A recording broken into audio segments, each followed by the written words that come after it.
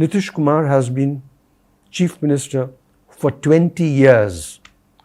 He's probably today the longest current serving Chief Minister of any state in India. And another thing about him is that he is tied up with almost everybody from some time or the other. So long as they accommodate him and make him Chief Minister, he's quite happy. Currently he's with the NDA, though he wasn't with them a few years ago. And he's been sworn in 9 times, which is again a record for current Chief Ministers. The question now is that where does he go? He's also, for instance, about 25 years ago said, or 20 years said, he would not allow Mr. Modi to enter Bihar. Now they're best friends. So Mr. Kumar has so far over the years shown that he's an agile politician, changing alliances, changing partners. So now comes a major test for him. And Manish, what do you think this test is all about and what is likely to happen?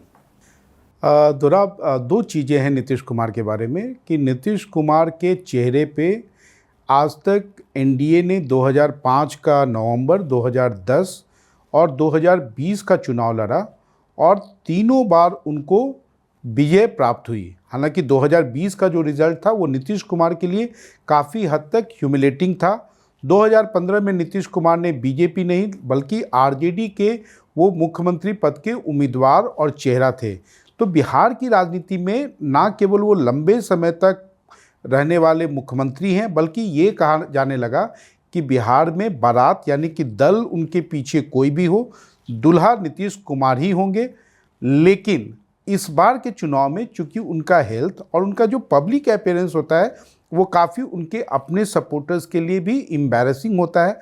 तो ये कहा जा रहा है कि इस बार का जो एनडीए है, बारात तो टाइट है लेकिन दुल्हा थोड़ा बीमार है, यानी कि दूल्हे में अब वो वाली बात नहीं रही। लेकिन आज भी बीजेपी की मजबूरी है कि वो उनको नीतीश कुमार भले ही वो बीमार हों, उनके जो जेस्चर या उनका पब्लिक अपीयरेंस भले ही उनके लिए एम्बैरेसिंग उनके अपने कोर सपोर्टर्स के लिए हो जाए, लेकिन उनको आगे लेके चलना है। उसका कारण ये है दोराब कि नीतीश कुमार का जो कोर वोटर है वो अभी भी उनके साथ है और यही एक बड़ी राजनीतिक मजबूरी है कि बीजेपी को उनको अभी भी चेहरा बनाना पड़ रहा है। I'm sorry, but I have some disagreement with this view.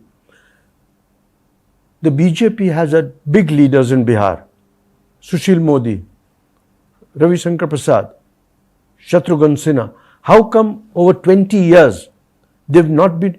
They are in the position they are because they do not have a leader who can stand up to Nitish Kumar.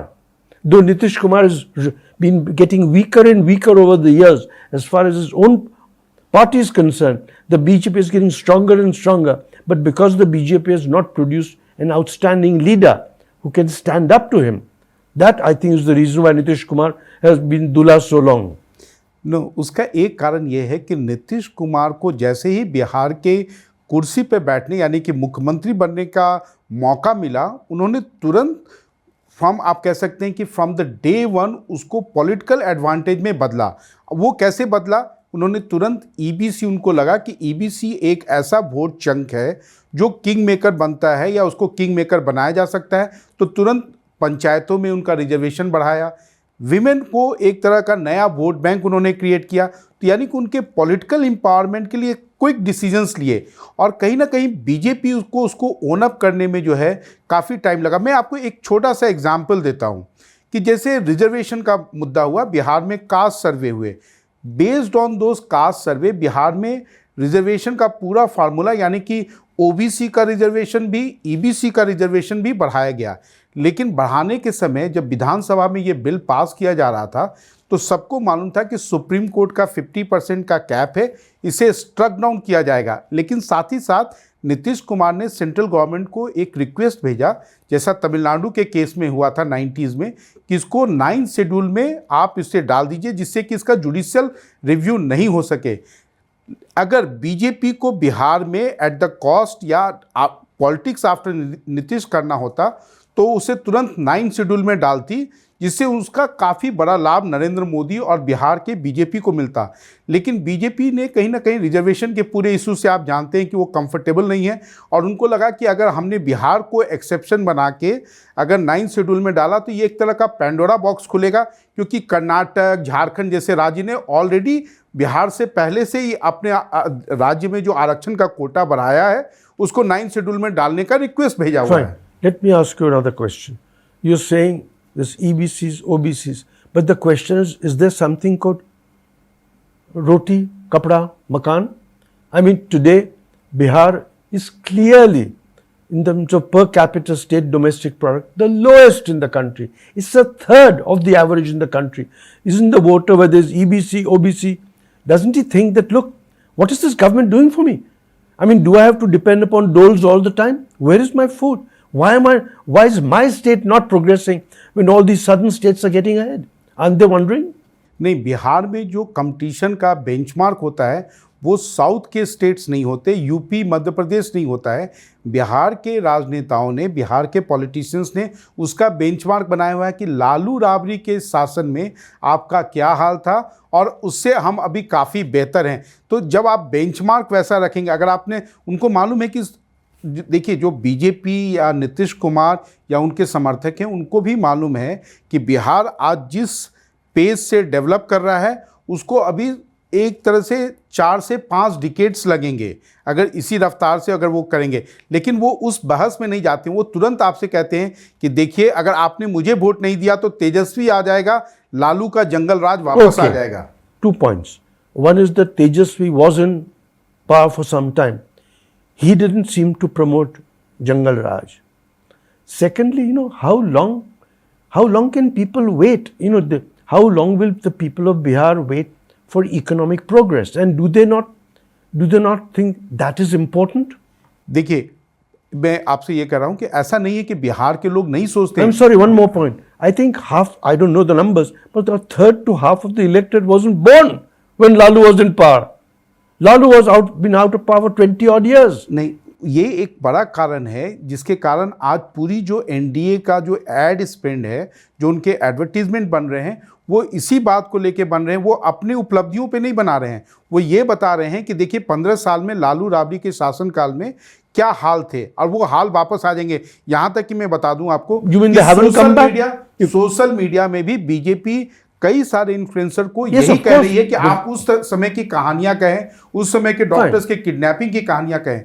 जहां तक तेजस्वी यादव का मैं आपको बता दूं, तेजस्वी यादव जब 2022 में सत्ता में आए थे तो वो पहली बार बिहार में 4 लाख लोगों से अधिक टीचर्स का रिक्रूटमेंट हुआ और वो अब तक का बिहार के हिस्ट्री में ग्लिच फ्री रिक्रूटमेंट हुआ। क्योंकि बड़े लेवल पे आप जब रिक्रूटमेंट करते हैं तो 2 तरह का करप्शन होता है, एक आप पैसे लेके रिक्रूटमेंट करते हैं या आपने अपने समर्थक या अपने रिलेटिव्स को काफ़ी बड़े स्तर पे किया, लेकिन उस पूरे प्रोसेस में किसी ने कोई एक उंगली नहीं उठाई। वो तेजस्वी यादव का एक आप कह सकते हैं कि बड़ी उपलब्धि थी। लेकिन साथ साथ प्रशांत किशोर इस बार के चुनाव में माइग्रेशन को उन्होंने बहुत बड़ा मुद्दा बनाया कि देखिए माइग्रेशन अगर नहीं रुकेगा तो बिहार की उन्नति नहीं हो सकती है।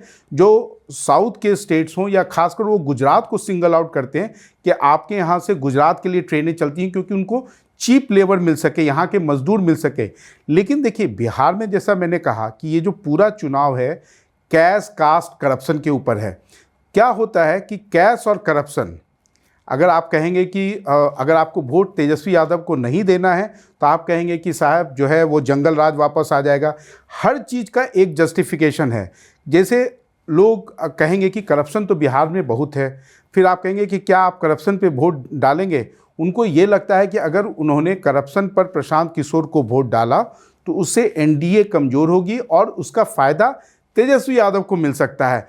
तो लोगों के बैक ऑफ द माइंड में एक बड़ा जो सेक्शन है उसको अभी भी लगता है कि तेजस्वी यादव को हमें रोकना है, भले ही उसके लिए हमें करप्शन पैसे देने पड़े, घूस देना पड़े, कोई फर्क नहीं पड़ता। That it's a negative vote to try and keep Tejasvi out. Essentially, the caste-based vote bank is secure because their intention is that whatever else happen, we don't want Tejasvi. So they're voting for Nitish to keep Tejasvi out, rather than for Nitish to remain a dulha forever. Yes. देखिए, नीतीश का एक सबसे बड़ा चीज़ है कि नीतीश ने एक जो अपना उनका जो अलायंस था वो अलायंस ऑफ एक्सट्रीम, आप कह सकते हैं ये जो कोलिशन था ऑफ कास्ट ऑफ एक्सट्रीम ये थे, जिसमें अपर कास्ट भी थे, ईबीसी भी था, दलित भी थे।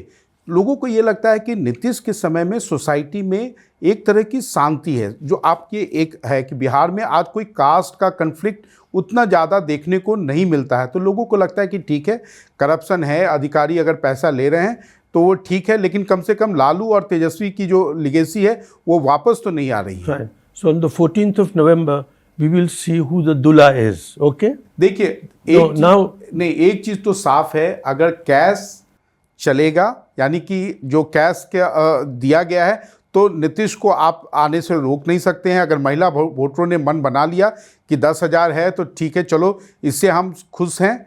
अगर कास्ट कोलिशन जैसा चलेगा तो तेजस्वी ने अगर सोशल इंजीनियरिंग अपने टिकट डिस्ट्रीब्यूशन में की तो उसका उनको लाभ मिलेगा। अगर करप्शन का वोटरों के ऊपर में जादू चला तब आप कह सकते हैं कि नीतीश सत्ता में नहीं आएंगे। So you are saying, like Dr. Roy says, it all depends. Okay? Thanks very much. धन्यवाद दोराब।